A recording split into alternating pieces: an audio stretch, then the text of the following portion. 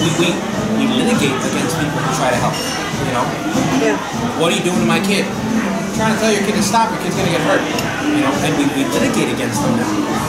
And of course, one of the professions, probably the first profession to suffer that, is teachers, because their job is in loco parentis. They're literally in the place of parents, and yet we don't give them the authority to be in the place of parents. They're like the first profession to suffer, literally, by definition. That's their job. That's what they are. They're supposed to be. I can't teach my kid and work and pay our bills. So we're going to get all the kids together and have somebody teach them, and that is their way of paying bills. And the rest of us then can be free to work. But don't you dare not teach them what I want them to teach them. Are they, what? Do we want them to do this job or not? And that's the first profession. Unfortunately, though, in doing that, I think we engender a generation of it and another generation of it and another generation of it. The source of it is the human heart. I don't think it was anything different in the human heart. I think just maybe now we have more of an ability to express our desires instantly and perfectly in the world. I think that maybe is a change. But honestly, I think we're fundamentally broken. That's the teaching of original sin. Catholics, I love it. People say, people who are more absolutists, you're so arrogant. I'm like, we're the first ones to say we're jerks. Literally, that's like, we have whole sacraments built on the fact that we're jerks. We have multiple parts of dangers. We're warning you're a jerk. What are you talking about? We're arrogant. And like, literally, entire parts of it. We have religious orders dedicated to just mercy because we're jerks. But we don't have, you know, but, you know, that's one of the arguments that we have, or one of the problems we have is that individualistic way of looking at things. But you have that, you know, the political correctness of, for example, oh, by the way, that's not new. What's that famous quote? What's that quote from that man who lived in Nazi Germany? First they came for the communists, and I said nothing because I was not a communist. Then they came for the homosexual, I said nothing because I was not a homosexual. Then they came for the political actives, I said nothing. And then they went for the Jews, and then they came for me, and there was no one to say anything. You know, that's 1939, and that's very clearly there. You know, it's a very famous. I wish I could look it up, but what was it? It's that, well, it's not me, so I don't want to be bothered by anybody. But the other side of this is, you know, there's these uncomfortable issues, like legalization of marijuana. That can be a sensitive issue when you look at it, because you're saying, really the question is, well, if people want to use it and we legalize it, we can control it. Okay, let's get to the fundamental question, and I don't know the answer to it, but is it inherently wrong to allow this to anyone? Answer that, and then all the other questions don't matter.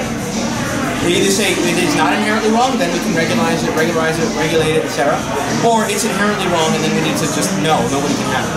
But that's not where the argument revolves. Most of the time it revolves around what? Well, people want to use it for medicinal purposes, they want to do it on their own, they don't hurt anybody. Nobody ever dies from a marijuana overdose. Nobody ever dies. That's what, you see, it's a selfish argument. It's not, is this wrong or is this right? And I'm the first to say I don't know. I don't know enough of the science. I would want a scientist to be part of the conversation to know. But then to look at, and then look at the reality and then say it. I mean, but to argue it because it doesn't hurt other people is an unacceptable argument. That's a relativistic argument of saying, well, it doesn't bother me. It's relative to my world. It doesn't mess up my world. So yeah, go ahead and toke up. No, it's either it's bad or it's good. And by the way, I would immediately add to any argument about marijuana being legalized. I would say we have to look at things like tobacco and alcohol, because we are illegalizing slowly both of those things. Tobacco more quickly than alcohol. So we have to ask ourselves, why is one okay and one is not? One is becoming more and more socially acceptable, and one is horrifically wrong and very irreversible. There's that misplaced sorrow. I've read something about a priest who wrote that it's because we don't express sorrow for the right things. We have all this pent-up anger and sorrow, righteous anger about stupid things, or about silly things. Like you see people who get insanely angry over, like, do you guys know what dog shaming is? What does it mean?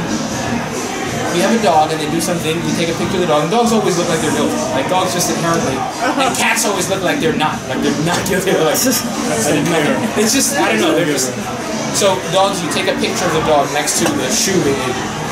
You put a sign that says, I ate mommy's shoe because even though she told me not to, and I climbed upstairs and got it and brought it back down. It's supposed to be funny. And there are people who get furious over, how dare you do that to dogs? That's a form of abuse. And you look at, okay, your anger is misplaced. I like your anger. Can we aim it at like terrorists or like just aim it at bad people somehow, criminals? Like you're angry at the wrong thing, but we have that a lot. You know? So we have to be careful. And you know, common sense tends to help out a little bit. Because when we say, oh well, anyone is okay with what they want them to be. Are you okay with a man who says he's a woman using a bathroom with your 6-year-old daughter at the same time? Well, no. Why not? You see, there's something inherent and instinctive in this that says, this seems like it's a little bit dangerous. I don't know if I'm comfortable with this.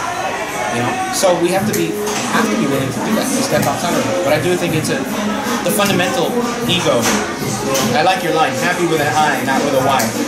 I want to be happy I, not Y, but yeah. We want people to be happy in a real sense, joyful, not in the I like what I'm doing right now. Wow, I haven't heard this song in forever. Yeah, exactly. Probably it's a good thing I haven't heard it 20 years ago. The record, but what about 15, 20 years ago? Maybe a little longer, but yeah. I don't mean to dominate the conversation, but I think one other thing that plays into everything you've talked about, and I think has an impact with this idea of relativism, is that we have to be careful, I think, of bias, right? And I think that, for me, is one of my issues with a lot of our communities, where we're not saying certain things are wrong, but that is absolutely wrong, right? And so I think that our own bias plays into, unfortunately, I think it supports the relativism argument, because let's take, you know, for example, the issue of homosexuality in the Latino community, right? Which I will say, thankfully, it has been changing from the perspective that, you know, there's been a lot more openness and a lot more, use the word tolerance, but I really think that there's well, been tolerance in the correct sense. Well, but there's been a shift, right? Where at the same time, you see, like in a parish, in a community, the adulterer that everyone knows, okay, is completely and totally accepted, right? And yet the homosexual couple is not. Yep. And so we're not saying, hey, both people are sinning, right? We're saying, well, that's a hombre, that's just how things are, but oh my God, that's an abomination, right? And so when we have those kinds of biases playing into it, then I think it supports the argument of the person who says, well, who are you to judge? Yeah. Why can't I be happy? Because we're turning a blind eye to so many other wrongs, right? And I know, so yes, society has kind of shifted gears a lot about different things, and yet, we're not willing to say, okay, that is wrong too, right? And so if we're going to say that this over here is wrong, we have to also be willing to say, well, that over there is also wrong.